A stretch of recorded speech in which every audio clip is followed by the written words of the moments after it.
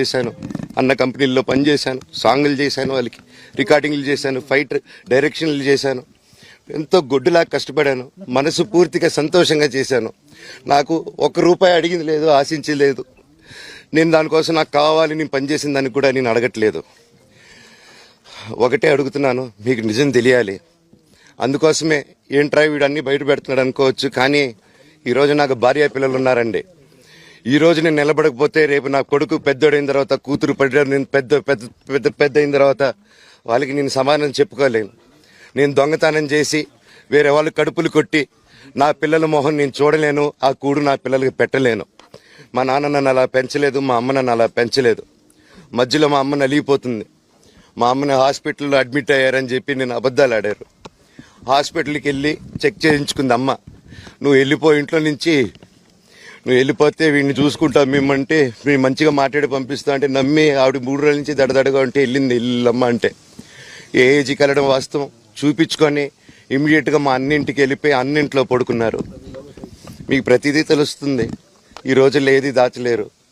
మరి ఇంత క్యారెక్టర్ అసాసినేషను నేను చేయని దానికి చేశారు అని, నా భార్య వచ్చిన తర్వాత నేను చెడ్డోడినయ్యానని, అదే వాళ్ళ తల్లిదండ్రులు ఉండుంటే గమ్మునుంటారా అండి?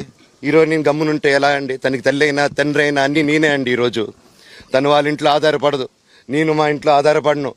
నేను నా సినిమాలు చేసుకుంటున్నాను. తను సొంతంగా ఒక టాయ్ కంపెనీ పెట్టుకుంది.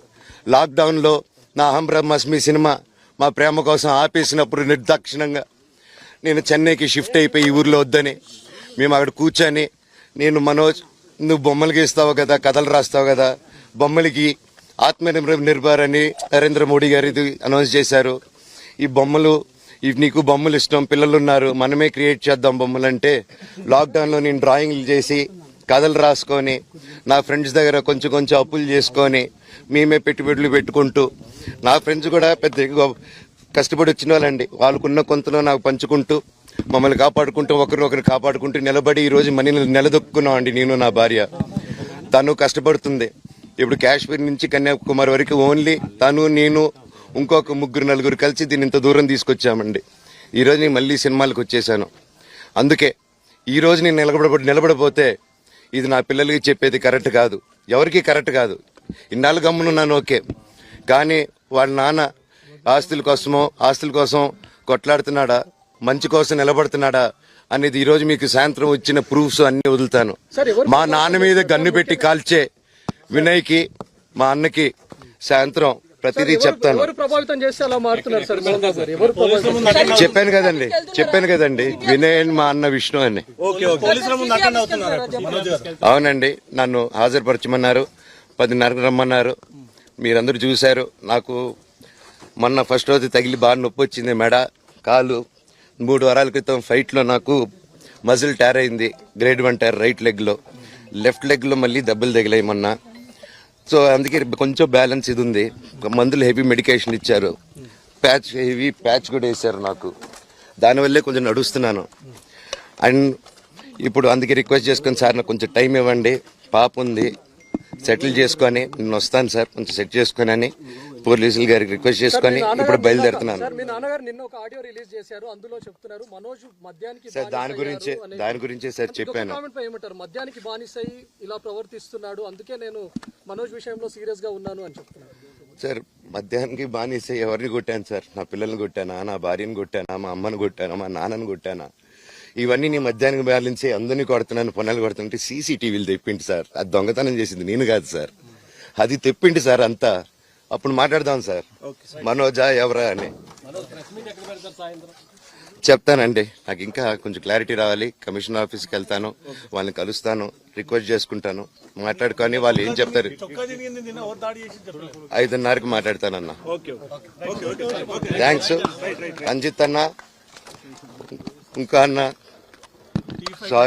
సారీ అన్న, సూర్యమన్న సారీ అన్న. ప్రస్తుతం చూస్తున్నాం మనోజ్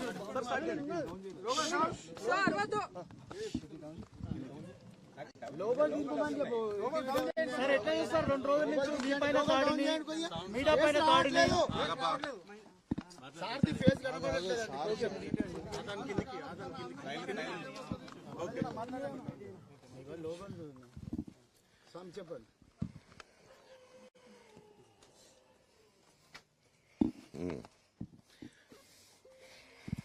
ఇలాంటి రోజు వస్తుందని ఊహించలేదండి.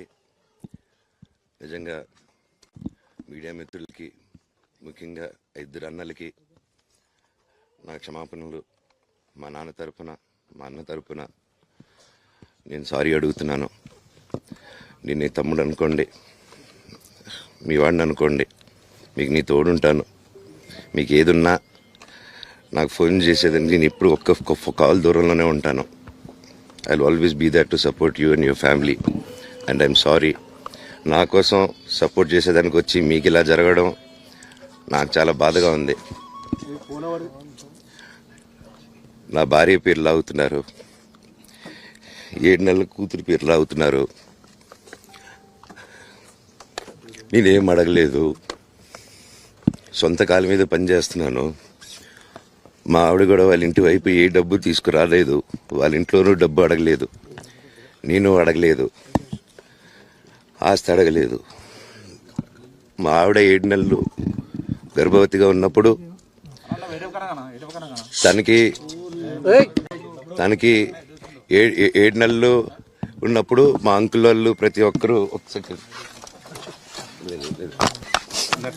7 నెలలు కాదు 7 నెలలు తను ప్రెగ్నెంట్. మా అంకులు విజయవాడలో ఉంటారు. అండ్ ఇక్కడ కొంతమంది అంకుల్ నాన్నగారు బాగా క్లోజు. మనోజ్, నువ్వు ఎన్నో సంవత్సరాలు ఇంటి బయటగా ఉన్నావు, నీ సొంతంగా ఉన్నావు. మీ నాన్నగారు అమ్మగారు ఒకరే ఉన్నారు.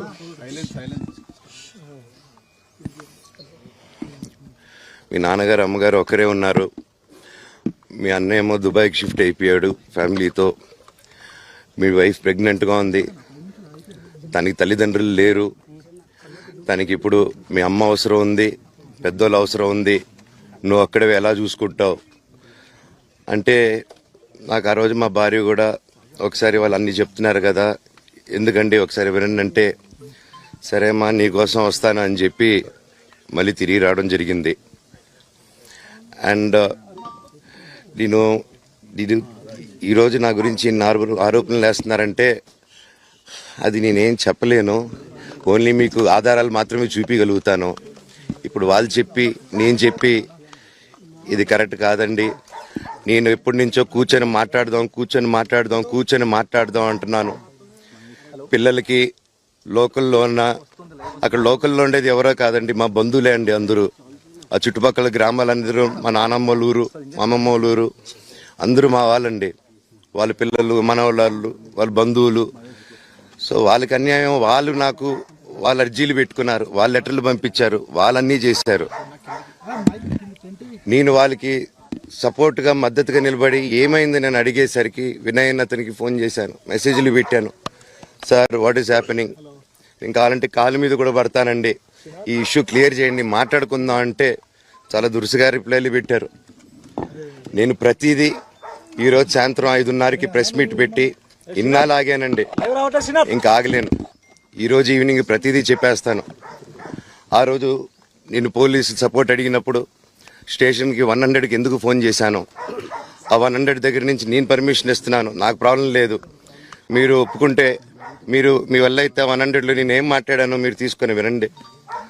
ఆ రోజు ఆ మూమెంట్లో జరిగిన మూమెంట్లో మాట్లాడాను. ఇంట్లో 10 బండ్లు ఉన్నాయి, అందరూ ఉన్నారు ఇంట్లో. మరి ఇన్ని బండ్లు ఉంటే ఇంట్లో ఎవరికైనా ఏదైనా అయితే కారుల్లో తీసుకెళ్తాం. ఆ రోజు 108 అంబులెన్స్ వచ్చింది మా ఇంటికి. ఈ విషయం ఎవరికైనా తెలుసా? పోలీసులు కూడా తెలుసు, అది ఎస్ఐ గారికి తెలుసు. అది బయటికి రాదు, కానీ రికార్డులో ఉంటుంది కదండి, అది కనుక్కోండి సార్ 108 ఎందుకు వచ్చిందని. అండ్ నిన్ను ప్రతిదీ నేను కొడుతున్నాను, ఇది చేస్తున్నాను అన్నారు కదా సార్, సీసీటీవీ కెమెరాలు తెప్పిండి సార్. నేను కిరణ్ని, విజయ్ని ఇమ్మీడియట్గా తీసుకొని యాక్షన్ తీసుకోండి, వాళ్ళే దొంగతనం చేశారని చెప్పాను. ఆ కిరణ్ నిన్న మా ఇంట్లో మొన్న చెప్తే నేను చూసుకుంటా అన్నారు. నిన్న మా ఇంట్లోనే తిరిగాడు. మా ఇంట్లోనే తిరిగి మా నానీస్ని బెదిరించి ఒక అమ్మాయి పారిపోయేలాగా చేశారు. నిన్న నా కూతురు బట్టలు ప్యాక్ చేసేదానికి ఇట్లా ప్రయత్నించాడు అతను. అప్పుడు నేను కంగారుగా అప్పుడు డీజీ ఆఫీసులకి వెళ్ళి భయం వేస్తుందండి పిల్లల జోలికి వెళ్తే. ఎవరికి ఇది నేను అందుకే నాకు మా నాన్న దేవుడండి. ఈ రోజైతే ఏదైతే చూస్తున్నారో మా నాన్నని, ఇది మా నాన్న కాదండి. నేను అబద్ధాలు ఆడేవాడిని కాదు. నా గురించి మీరు ఎవరినైనా ఎంక్వైరీ చేసుకోండి, నా ఫ్రెండ్స్ని అడగండి. నాకు చిన్నప్పటి నుంచి ఉన్న స్నేహితులు ఒక్కొక్కరు వేరే వేరే వృత్తిలో ఉన్నారు. వాళ్ళు సొంతంగా కాళ్ళ మీద కష్టపడిన వాళ్ళే అండి. అండ్ నేను కూడా నా సొంతంగానే వచ్చాను, కానీ ఏ రోజు ఇది చేయండి అది చేయండి అని అడిగింది లేదు. అండ్ ప్రతిదీ నేను సాయంత్రం వచ్చి మీకు ఎక్స్ప్లెయిన్ చేస్తాను. దయచేసి కోఆపరేట్ చేయండి. థ్యాంక్ యూ మీరు అందరూ ఉన్నందుకు. విజయ్ అనే వ్యక్తి నిన్న అంత చెప్పిన తర్వాత కూడా మా ఇంట్లోనే నన్ను కొట్టేటప్పుడు అతని కారు నుండి వెనకాల నుంచి అలాగే వెళ్ళిపోయారు అందరు ఉండంగానే. మీరు అతని కారు నంబరు, అతని సిగ్నల్ని దయచేసి ట్రాక్ చేయండి. అన్ని కంప్లైంట్లు పెట్టిన తర్వాత కూడా మా ఇంట్లో ఎందుకున్నాడు ఆ దొంగ? మీరు దయచేసి ఇది ఇమీడియట్ గా చేసుకోండి. నేను సాయంత్రం లోపల ఒకసారి మీరు అన్నారు ఇందాక మా నాన్న దేవుడు అని చెప్పి, చెప్తాను సార్. మా నాన్న మీ షోల్డర్ మీద గన్ను పెట్టి కాలుస్తున్నారండి, క్లియర్ గా కాలుస్తున్నారు. ఆయన నేను పనులు చేసుకుంటూ అన్ని రకరకాలుగా ఉన్నప్పుడు ఆయన బ్రెయిన్ వాష్ చేసుకొని నా వ్యక్తిగత జీవితంలో బయట పెట్టి నన్ను, నా వ్యక్తిగత జీవితం తప్ప అది కూడా నేనేం తప్పు చేయలేదండి. నేను ప్రేమించిన అమ్మాయిని పెళ్లి చేసుకున్నాను, ఆ అమ్మాయి కోసం పోరాడాను. దాంట్లో తప్పేంటంటే నాకు అర్థం కావట్లేదు. అండ్ ఈరోజు వచ్చి 10 మందికి నిలబడినప్పుడు నేను చెడ్డోడిని అయిపోయాను. ఎక్కడ సైన్ పెట్టమంటే పెట్టాను, రమ్మంటే వచ్చాను, పొమ్మంటే పోయాను. ఎన్ని సినిమాలు చేయమంటే అన్ని సినిమాలు చేశాను. అన్న కంపెనీల్లో పనిచేశాను, సాంగులు చేశాను, వాళ్ళకి రికార్డింగ్లు చేశాను, ఫైట్ డైరెక్షన్లు చేశాను. ఎంతో గొడ్డులాగా కష్టపడాను, మనసు పూర్తిగా సంతోషంగా చేశాను. నాకు ₹1 అడిగింది లేదు, ఆశించలేదు. నేను దానికోసం నాకు కావాలి, నేను పనిచేసిన దానికి కూడా నేను అడగట్లేదు. ఒకటే అడుగుతున్నాను, మీకు నిజం తెలియాలి. అందుకోసమే ఏంట్రా వీడు అన్ని బయట పెడుతున్నాడు అనుకోవచ్చు, కానీ ఈరోజు నాకు భార్య పిల్లలు ఉన్నారండి. ఈ రోజు నేను నిలబడకపోతే రేపు నా కొడుకు పెద్దోడైన తర్వాత, కూతురు పెద్ద అయిన తర్వాత వాళ్ళకి నేను సమాధానం చెప్పుకోలేను. నేను దొంగతనం చేసి వేరే వాళ్ళు కడుపులు కొట్టి నా పిల్లల మొహం నేను చూడలేను, ఆ కూడు నా పిల్లలకి పెట్టలేను. మా నాన్న నన్ను అలా పెంచలేదు, మా అమ్మ నన్ను అలా పెంచలేదు. మధ్యలో మా అమ్మ నలిగిపోతుంది. మా అమ్మని హాస్పిటల్లో అడ్మిట్ అయ్యారని చెప్పి నేను అబద్ధాలు ఆడారు. హాస్పిటల్కి వెళ్ళి చెక్ చేయించుకుంది అమ్మ. నువ్వు వెళ్ళిపో ఇంట్లో నుంచి, నువ్వు వెళ్ళిపోతే వీడిని చూసుకుంటావు మేమంటే, మేము మంచిగా మాట్లాడి పంపిస్తా అంటే నమ్మి ఆవిడ 3 రోజుల నుంచి దడదడగా ఉంటే వెళ్ళింది ఇల్లమ్మ అంటే. ఏ ఏజీకి వెళ్ళడం వాస్తవం చూపించుకొని ఇమీడియట్గా మా అన్నింటికి వెళ్ళిపోయి అన్నింట్లో పడుకున్నారు. మీకు ప్రతిదీ తెలుస్తుంది. ఈ రోజుల్లో ఏది దాచలేరు. మరి ఇంత క్యారెక్టర్ అసాసినేషను నేను చేయని దానికి చేశారు అని, నా భార్య వచ్చిన తర్వాత నేను చెడ్డోడినయ్యానని, అదే వాళ్ళ తల్లిదండ్రులు ఉండుంటే గమ్మునుంటారా అండి? ఈరోజు నేను గమ్మునుంటే ఎలా అండి? తనకి తల్లి అయినా తండ్రి అయినా అన్నీ నేనే అండి. ఈరోజు తను వాళ్ళ ఇంట్లో ఆధారపడదు, నేను మా ఇంట్లో ఆధారపడను. నేను నా సినిమాలు చేసుకుంటున్నాను.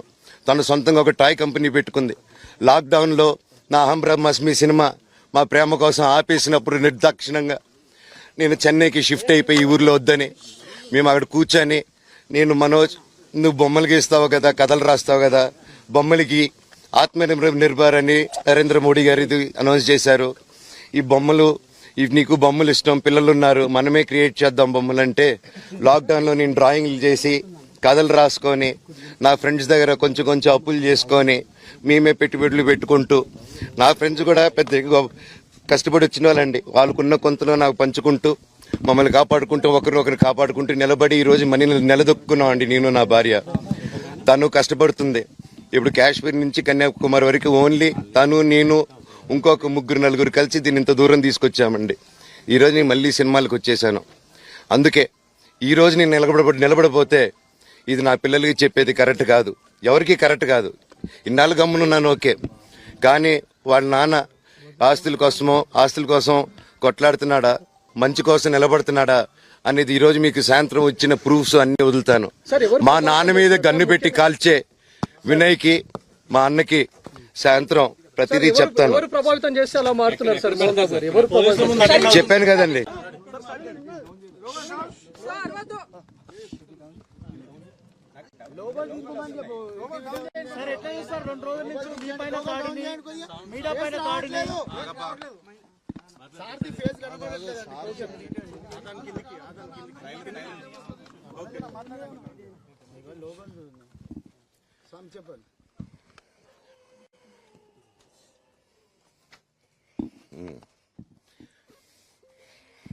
ఇలాంటి రోజు వస్తుందని ఊహించలేదండి.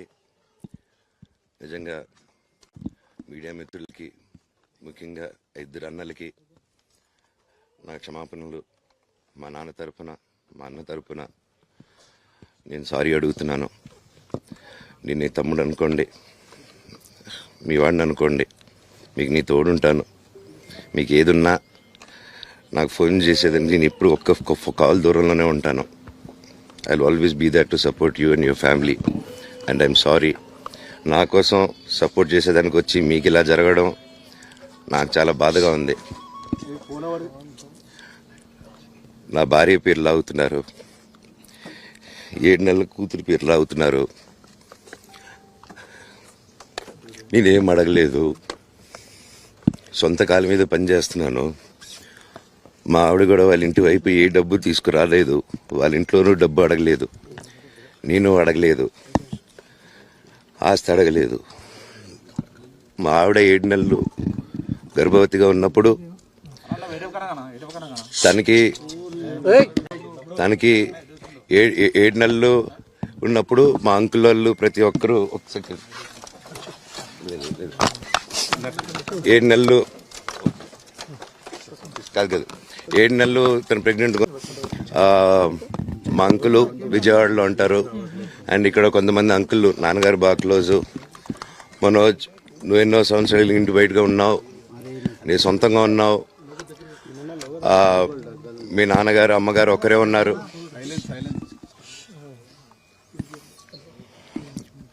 మీ నాన్నగారు అమ్మగారు ఒకరే ఉన్నారు. మీ అన్న ఏమో దుబాయ్కి షిఫ్ట్ అయిపోయాడు ఫ్యామిలీతో. మీ వైఫ్ ప్రెగ్నెంట్గా ఉంది, తనకి తల్లిదండ్రులు లేరు. తనకి ఇప్పుడు మీ అమ్మ అవసరం ఉంది, పెద్దోళ్ళు అవసరం ఉంది. నువ్వు అక్కడే ఎలా చూసుకుంటావు అంటే, నాకు ఆ రోజు మా భార్య కూడా ఒకసారి వాళ్ళు అన్నీ చెప్తున్నారు కదా, ఎందుకండి ఒకసారి వినండి అంటే, సరేమ్మా నీకోసం వస్తాను అని చెప్పి మళ్ళీ తిరిగి రావడం జరిగింది. అండ్